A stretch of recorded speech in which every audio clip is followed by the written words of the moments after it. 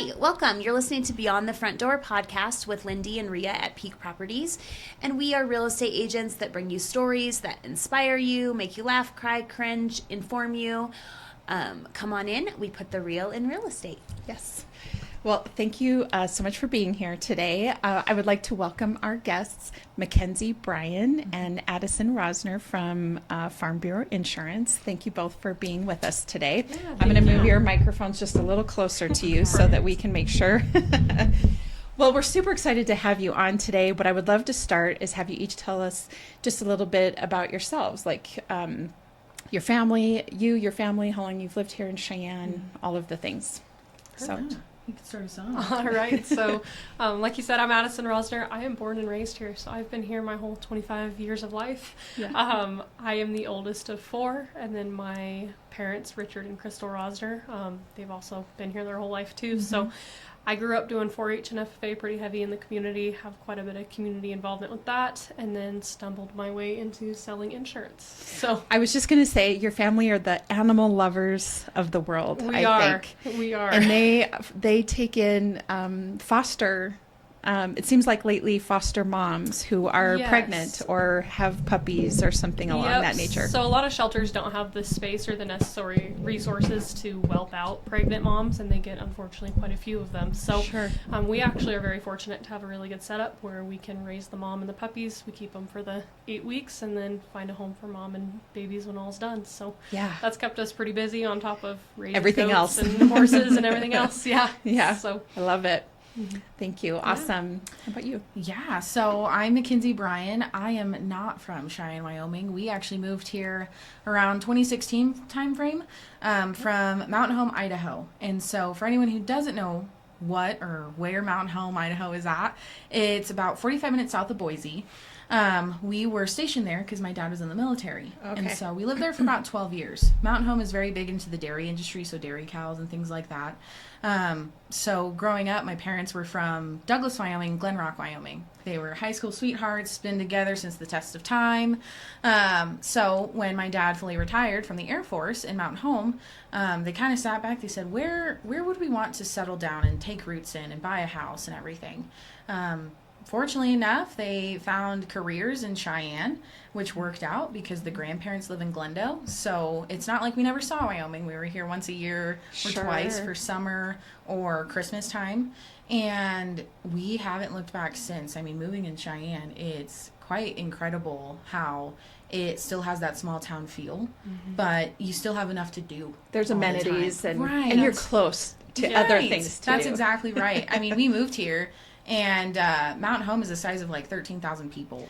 I'm glad you said that. I was going to ask. So what were you moving from? So 13,000 to 60, right? Yeah. I think is roughly. Mm-hmm. And so, when we first moved here, I was like, this place is a metropolis. They have like 2 Walmarts. There's a Target. They even have like a mall. Yeah. And in Wyoming, a mall is a big deal. Yeah, exactly. I was just like, oh my gosh. And so to give comparison of like what Mountain Home looks like, it looks like Douglas. Okay. Except the only difference is Mountain Home has a Walmart. Sure. That's big. It's amazing really where Walmarts can set up. I think just about anywhere. When I drove through Riverton, I was surprised to see a Walmart in Riverton. I know. And yet it's there. Right. So, but and then went to school at UW in Laramie. Was a intern at Farm Bureau in the home office in Laramie, and then kind of again.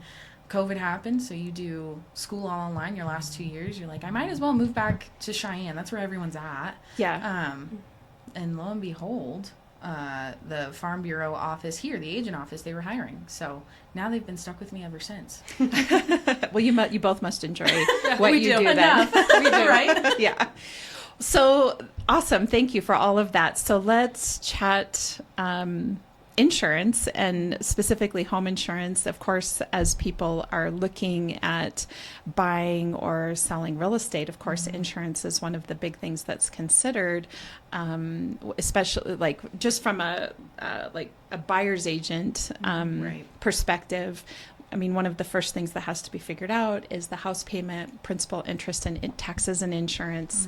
You know, is that something somebody can afford? So what's the process like for you guys on your end when somebody is house hunting? What gets the ball rolling? What happens there?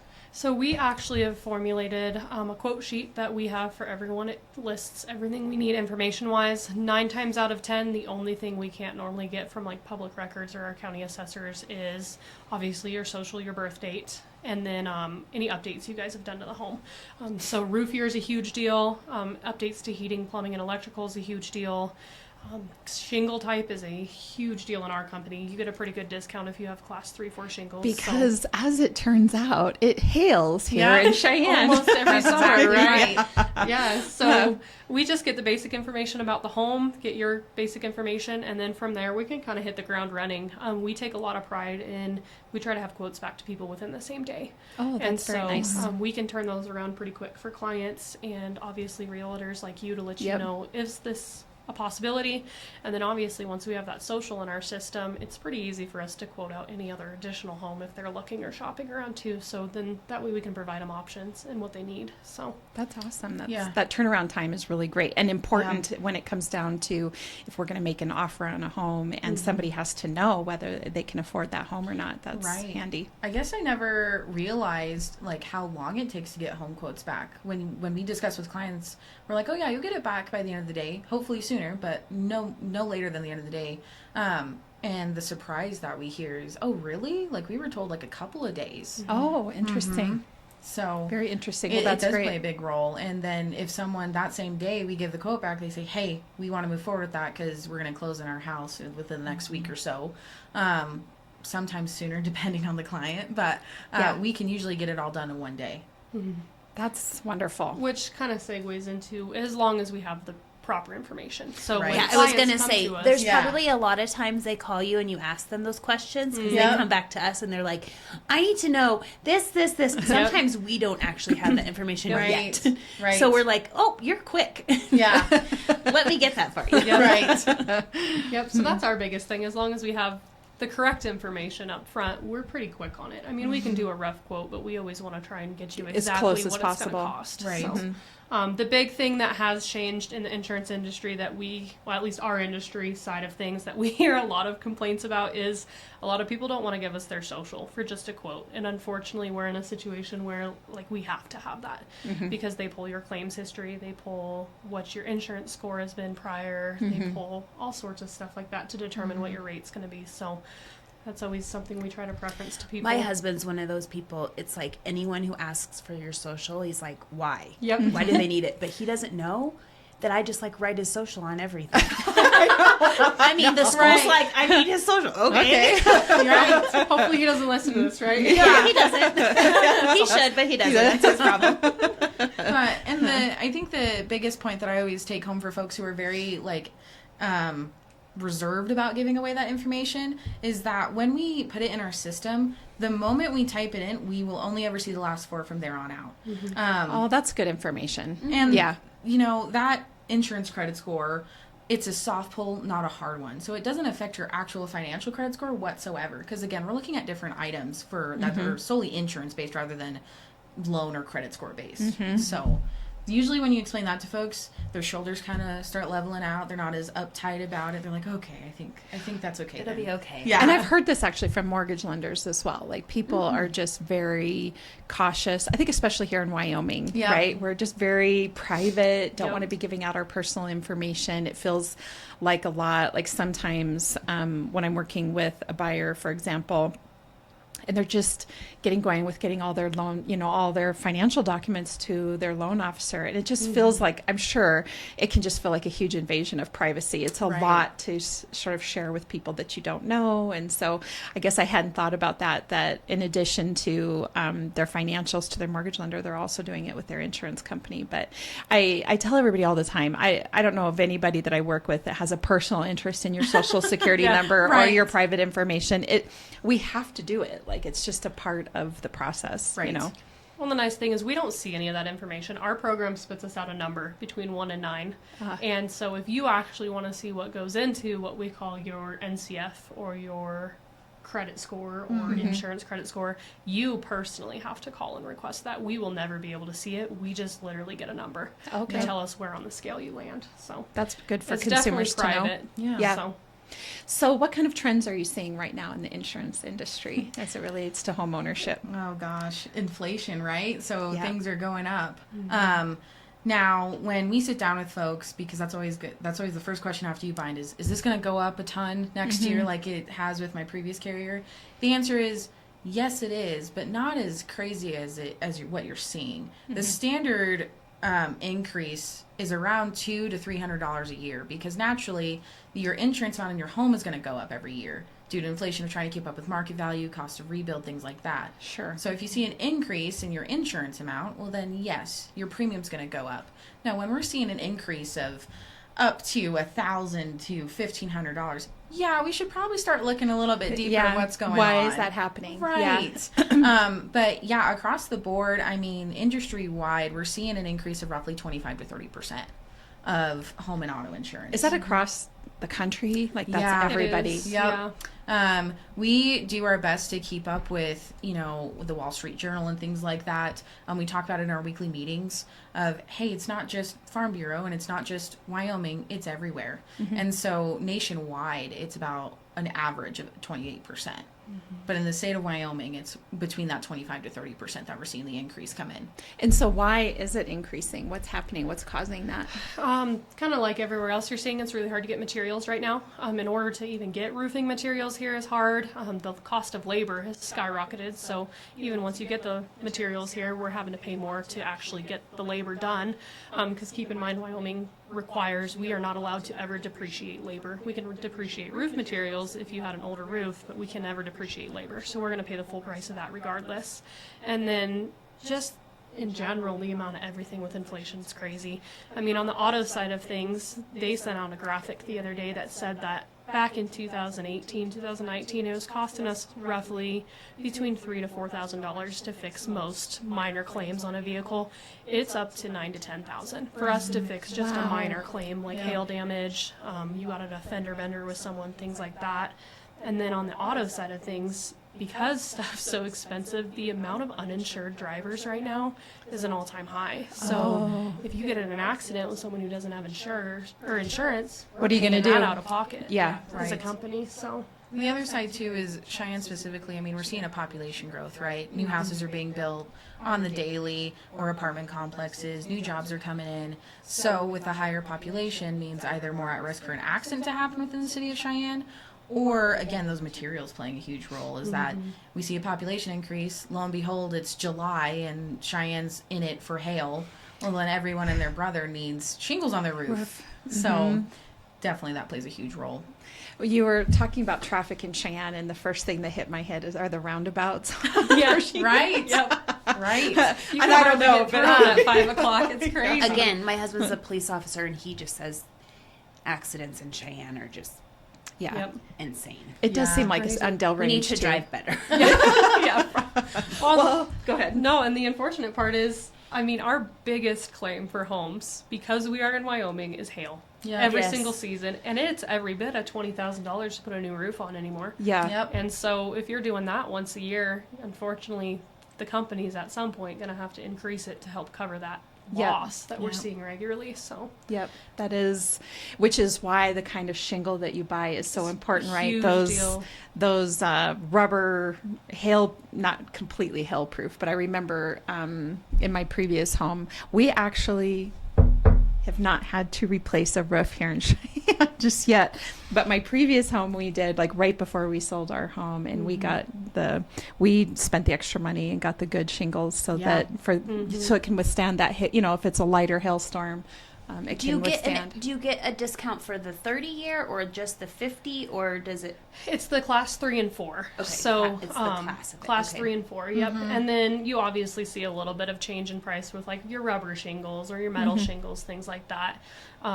The ones I do know, they sent out a graphic the other day that if your roof gets over 15 years old and you don't have an asphalt shingle, they're going to switch it to what we call actual cash value, meaning it's subject to depreciation. So it is really important to consider what you're putting on your roof. If you have a lower grade shingle, you do have a roof claim, it's worth just paying the extra out of pocket to get it upgraded. to get it done. Right. So, Well, and I think as like a homeowner, we have a hailstorm, and then if you're not selling your house or you don't see any leaking or anything like that, you're like, okay. And then they wait and they get ready to sell their house or move, and then they have an adjuster come out and they're like, you have hail damage, or you have, but you didn't take care of it 5 years ago, and this is old. So do you guys recommend getting someone out there and getting it replaced every Or checked? I mean, because Yeah. sometimes you could get it replaced every 2 years Right. or two. We recommend estimates. So I will never deter someone from filing a claim if that's truly what they want to do, because it's their insurance. They should use it how they want to. But my recommendation always during my policy reviews, especially for the clients that renew around the April-May timeframe, where they're like white knuckling grip the table because they're worried about the weather, of like, hey, what do we need to do in case this occurs, is always get an estimate, because, and local estimates too. Don't listen to those door knockers from Colorado. They're in it for the paycheck. They're not in it to help you as the owner. And they'll be gone Yeah, exactly. when you need them. Yep. And so it's always good to get a local estimate from one of the local roofing companies. They will be the ones to tell you, like, hey, you could probably wait off. Or they'll be like, no, you can't. You should probably get this, claimed or worked out to where you get this fixed. Because that saves people a lot. Because, I mean, every time you file a claim, that's a 10% surcharge on your premium. Right. So, well, and one of the things that's interesting about Cheyenne in our contracts is that there has to be a roof certification. You know, we have, and not every town does that in Wyoming, but Cheyenne specifically, and of course, like you say, because of the weather we get through here, whether it's wind or hail, roofs are an issue. So we always, it's just a part of our, our offer on a home that home has to have a certifiable roof on it for this exact reason. Well, and for sellers to know if they do get that roof cert and there is damage to the roof, that limits us on the coverage we can provide you, because if you buy a home with a damaged roof, we have to give you what the roof is worth, not replacement cost. So if the roof is in perfect condition and we have a hailstorm, we're going to pay completely to put a brand new roof on that.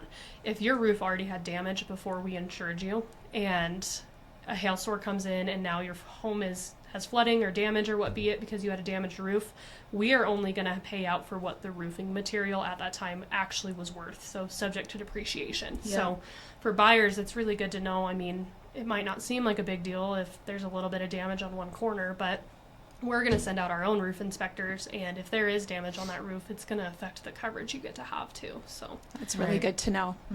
So another question I have, just thinking off the top of my head, because can you talk a little bit more about homes that are in a flood zone? Yeah, so if you're going to have a home in the flood zone, no fear, we can offer flood insurance. So we definitely do that. You would have your separate homeowner's policy with Mountain West Farm Bureau, and then we do our flood insurance with the Federal Flood Insurance Agency. So you'd have two separate policies. Now, that does get a little sticky when claims happen, because now you have a claim not only with your regular homeowner's insurance for the water damage done to the property, but then your flood insurance has to come in too to look at the flood claim as well. So claims can be a little bit stickier with that, but it's not unreasonable and it's not undoable for sure. Now, correct me if I'm wrong, it's on a system, like if you're on a flood zone, whether it's a 1 or a 3 or a 6 or a 10 or something like that, correct? So does that impact The insurance premium? Yeah. Yes. So if you're like in a flood zone that is on the lower scale, your premium's not going to be as costly as it would be if it was in a higher scale flood zone. So it does affect premium that way. But I don't know the actual difference between the premium differences, because we have so few homes in flood zones. We do, luckily. So Yeah. I've just seen it come up enough where Right. I wanted to talk about it a little bit, because it has come up in some of the, there's a couple areas of Cheyenne that have, where they're rated to be in a flood zone. Interestingly enough, have never flooded. Right. But they're sitting in a flood zone, and so that causes an issue sometimes. Right. it's definitely something we can do for a homeowner if they want that added security. So it's kind of just them deciding if that premium's worth the cost or the benefit, or kind of what they think on that. And whether or not the lender requires it, because normally we have it included because there's a loan on it, and so the lender's like, you have to carry flood insurance. Right. So, I see. I gotcha. Yeah. So that can play a role for sure.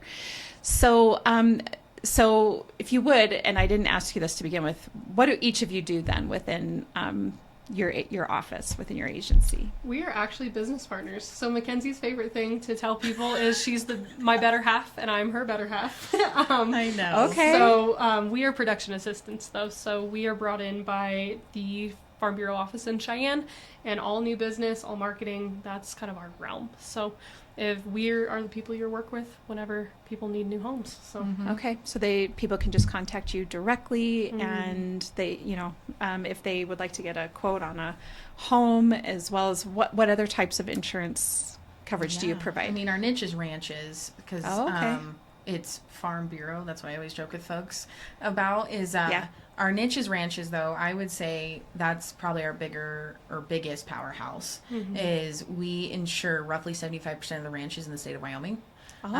So it's always fun to look at folks for marketing reasons, like, well, we insure all these ranches, why don't we insure you, right? Right. That's a good selling point for sure. But our biggest powerhouse is going to be those ranches. Then we also offer commercial coverage, so like rental properties is a good one.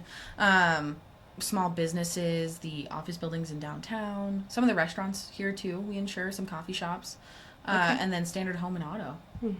We also do financial planning within our office too. So we obviously don't have our hands on that side of things, but once we do get you written, we actually have people who specialize in going through your finances, going through your retirement, going through things like that, and making sure you're investing your money accordingly, making sure you're set up properly for retirement to achieve your goals, things along those lines. So make sure that you have a will or trust in place for life policies as well. Okay, so does that come at a cost, or is that just a service free provided? To any of our clients, Yep. That's really great. Of course, the only time you'll see like a fee attached to it is, let's say that folks are interested in a will or trust.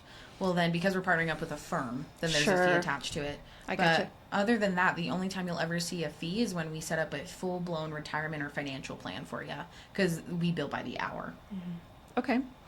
So, is there a common mistake or a common thing that happens that you would like to advise people? Like, what's your best advice, I guess, for anybody that's out there looking for insurance? What do you see? What can be a little tool for people to know? Know your roof type and year, because that's always a gamble. They're like, especially with new purchases, right? They're like, well, I don't own this house. I'm buying it. I don't know what that roof year type is.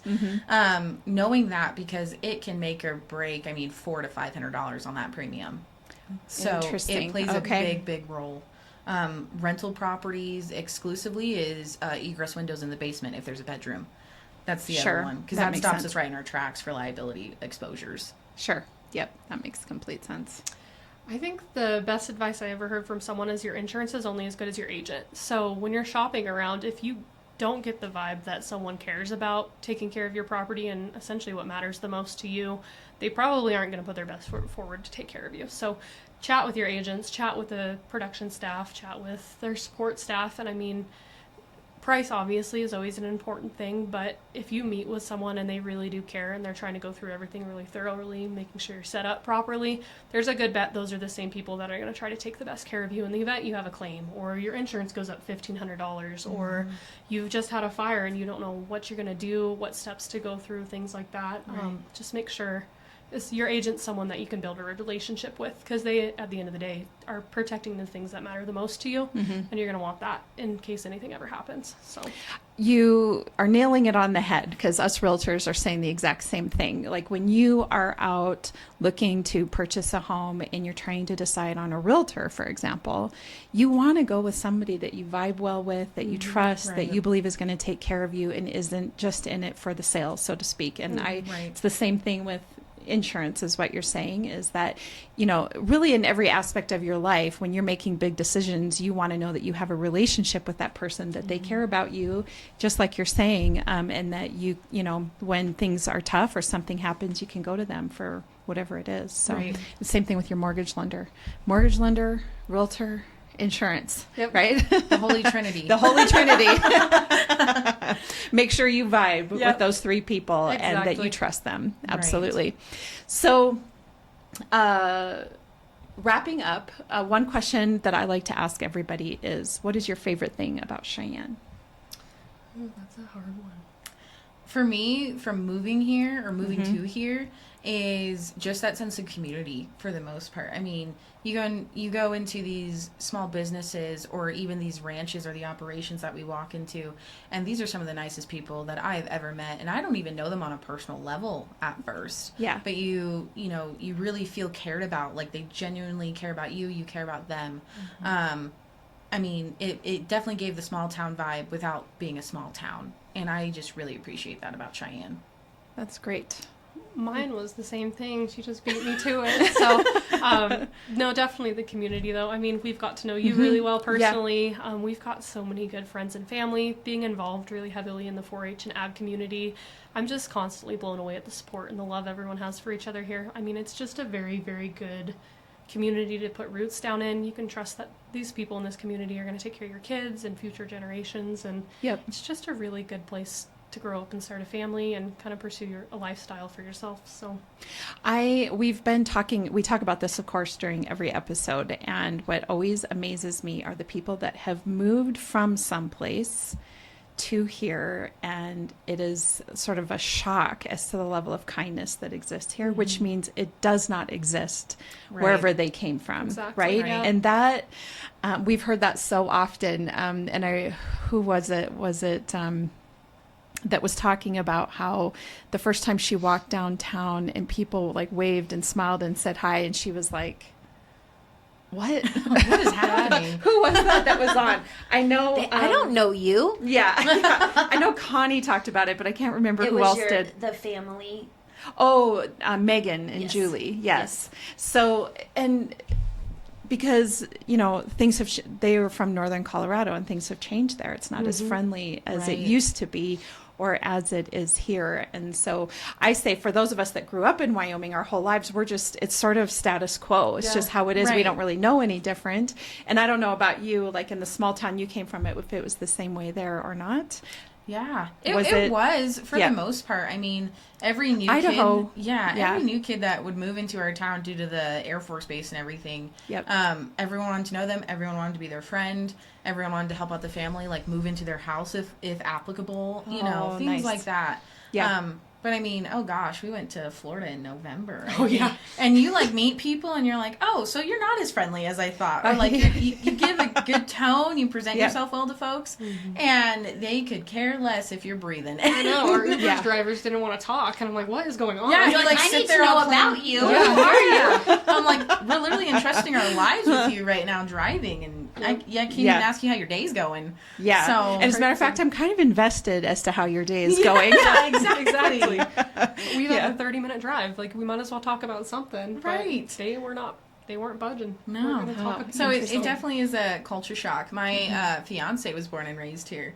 And he's never even been, like, his family just didn't really do vacations, quite frankly. So, going to Florida, for example, where it's the first time he's ever flown, it's the first time he's ever been to Florida, like, any of that stuff, he was just like, wow, what a culture shock. People just aren't nice. And I was like, yeah, it's not the norm, I think, in other areas. But for us, it is. So. It is. That's what the other similar conversation that we have is if you grew up in Wyoming and you come to Cheyenne and you're on Del Range or Pershing at 5 o'clock, it's a little annoying, right? The traffic. Yep. But for anybody that's moving from a big city to here, it's breath of fresh air. It's a breath of fresh air.